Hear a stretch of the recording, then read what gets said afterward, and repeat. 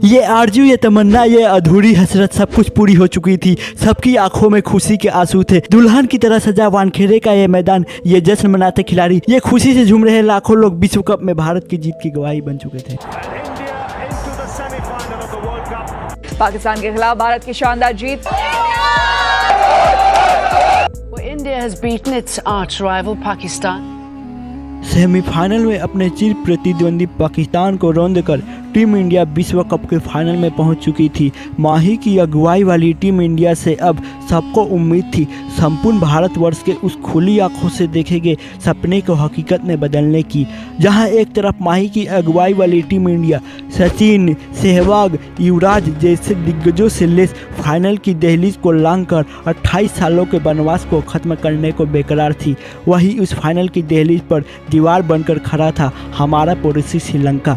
लासित मलिंगा, मुथैया मुरलीधरन, संगकारा, महिला जयवर्धने, तिलक रत्ने जैसे दिग्गजों से परिपूर्ण श्रीलंका की ये टीम इंडिया के मंसूबे पर पानी फेरने का मादा रखती थी। ऐसे में इस महामुकाबले से पहले क्रिकेट पंडितों के बीच जुबानी जंग शुरू हो चुकी थी। मैदान के बाहर से चल रही ये बयानबाजी दोनों देशों के खिलाड़ियों पर दबाव बढ़ा रहा था। कोई भारत को मजबूत बता रहा था तो कोई श्रीलंका का पलड़ा भारी बता रहा था। ये नहीं कह रहा कि श्रीलंका अच्छा नहीं खेली, जिस परिस्थितियों से हम निकल कर आए हैं तो इसी से लगता है कि हाँ हमारी टीम बेहतर खेल रही है, अच्छी खेल रही है। नहीं हो सकता, मैं नहीं समझूंगा कि आज कोई कैप्टन या कोई भी टीम खेल रही होगी दो टीम फाइनल में, ये नहीं कि हाँ ये ऐसे ही गेम है, ठीक है जीते तो जीते हारे तो हारे। टीम इंडिया 28 सालों के वनवास को खत्म करना चाहती थी। क्रिकेट का भगवान विश्व कप की ट्रॉफी के साथ संन्यास लेना चाहता था। बस मुझे और क्रिकेट नहीं खेलना, मुझे रिटायर होना है। नेक्स्ट वर्ल्ड कप इंडिया में हो रहा है, वानखेड़े स्टेडियम पे फाइनल है। कैन यू इमेजिन तुम्हारे हाथ में वो वर्ल्ड कप की ट्रॉफी होगी और तुम विक्ट्री लैप ले रहे हो, वो फीलिंग कैन यू इमेजिन। संपूर्ण भारतवर्ष उस खुशी के आंसू में भीगना चाहता था। संपूर्ण भारतवर्ष एक साथ मिलकर भारत की जीत का जश्न मनाना चाहता था। मैच से पहले संपूर्ण भारत की आंखों में वो जीत की महत्वाकांक्षा थी, वो 28 सालों का दर्द था और उस महत्वाकांक्षा और दर्द में सबकी आंखें नम थी। संपूर्ण दुनिया के लिए ये मैच सिर्फ फाइनल था, परंतु भारत के लिए ये मैच 28 सालों का वनवास था। वो वर्षों का इंतजार था, वो धैर्य का बांध था, वो एक क्रिकेट प्रेमी के लिए अपनी प्रेमिका का इंतजार था और उस प्रेमिका के लिए भारत के क्रिकेट प्रेमियों ने 28 सालों के लंबे अंतराल में 2002 और 2007 जैसे कई पतझड़ देखे थे। वानखेड़े के उस मैदान को दुल्हन की तरह सजाया गया था, जो इस बात की गवाही दे रहा था कि ये तपस्या, ये इंतजार एक दिन का नहीं कई दशकों का था। 2 अप्रैल 2011 वानखेड़े का वो मैदान उस सुनहरे मैच का दीदार करने वाला था और उसी मैदान पर थे दुनिया के 2 सर्वश्रेष्ठ कप्तान महेंद्र सिंह धोनी और कुमार संगकारा। उस कहानी का आगाज हो चुका था। दोनों कप्तानों को भी सिक्का उछाला जाता है। सिक्के ने श्रीलंका का साथ दिया और टॉस जीतकर संगकारा ने पहले बल्लेबाजी करने का निर्णय लिया। श्रीलंका की ओर से सलामी बल्लेबाज के तौर पर उतरे उपुल थरंगा और तिलक रत्ने दिलशान, लेकिन भारतीय गेंदबाज श्रीलंका के टॉस जीतकर पहले बल्लेबाजी करने के फैसले को गलत साबित करते नजर आए, क्योंकि भारतीय गेंदबाजों ने श्रीलंका के दोनों ओपनर्स को पावर प्ले में 1-1 रन के लिए तरसा दिया और श्रीलंका के दोनों ओपनर्स पावर प्ले के शुरुआती 5 ओवर्स में महज 9 रन ही बना सके। रन न आने के कारण श्रीलंका के दोनों ओपनर्स प्रेशर में आ गए और इसी मौके का फायदा उठाकर जाहिर खान ने थरंगा को स्लिप में खड़े वीरेंद्र सहवाग के हाथों कैच आउट करवा दिया। श्रीलंका अपना पहला विकेट गंवा चुकी थी, पावर प्ले भी खत्म हो चुका था।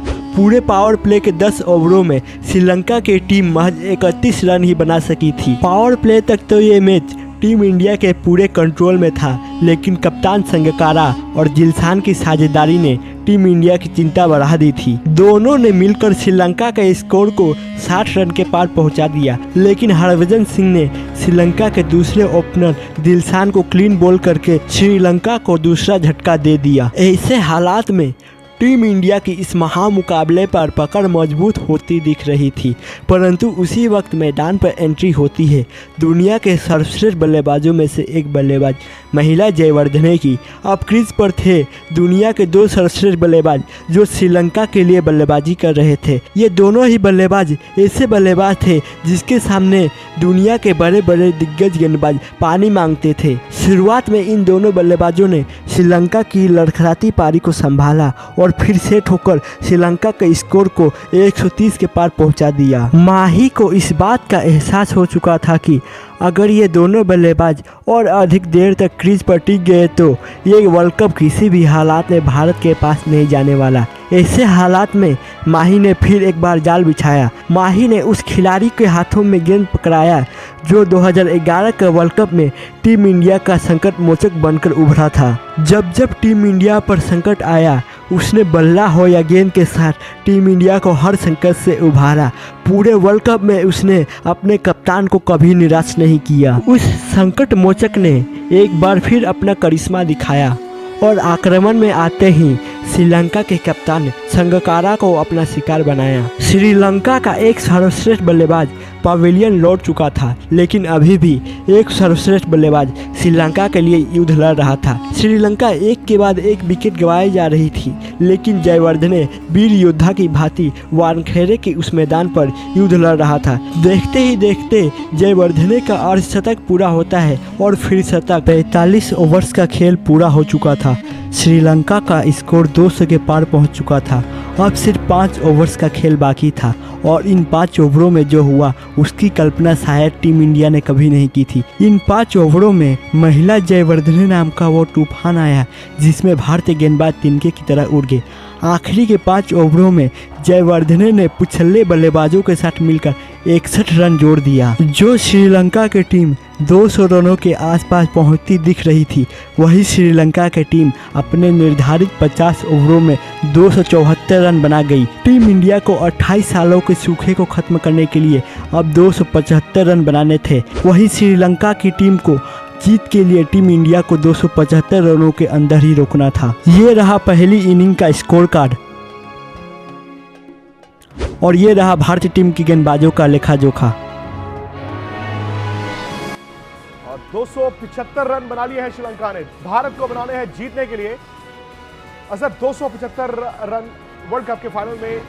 विश्व कप फाइनल जैसे मंच पर 275 रनों का लक्ष्य किसी भी तरह से टीम इंडिया के लिए आसान नहीं था, वो भी उस टीम के सामने जिसमें मुथैया मुरलीधरन और लासित मलिंगा जैसे घातक गेंदबाज हो। 275 रनों के लक्ष्य का पीछा करने के लिए टीम इंडिया के लिए पारी की शुरुआत करने उतरे क्रिकेट के भगवान सचिन तेंदुलकर और वीरेंद्र सहवाग। परंतु मैच के दूसरी ही गेंद पर लासित मलिंगा ने वीरेंद्र सहवाग को LBW आउट कर भारत को पहला झटका दे दिया।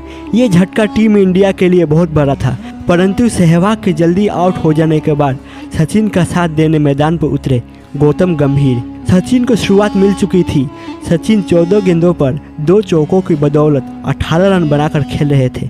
तभी लासित मलिंगा ने क्रिकेट के भगवान को आउट कर भारत को दूसरा झटका दे दिया। मलिंगा की ये 2 गेंदें 128 करोड़ लोगों की दुआओं पर हावी हो रही थी, परंतु दिल्ली के 2 जाबाजों ने भारत की लड़खड़ाती पारी को संभाला। इन दोनों बल्लेबाजों ने श्रीलंकाई गेंदबाजों पर काउंटर अटैक शुरू किया। गंभीर का वो गंभीर स्वरूप इतिहास के पन्नों पर दर्ज होने वाला था। जो रन रेट पावर प्ले में 3 के आसपास चल रहा था, उसी रन रेट को इन दोनों बल्लेबाजों ने अगले 10 ओवर्स में 6 के पार पहुंचा दिया। 20 ओवर्स के अंत तक इन दोनों बल्लेबाजों ने भारत के स्कोर को 110 रनों के पार पहुंचा दिया, लेकिन दिलशान ने विराट कोहली का अपनी ही गेंद पर अद्भुत कैच पकड़कर टीम इंडिया को तीसरा झटका दे दिया।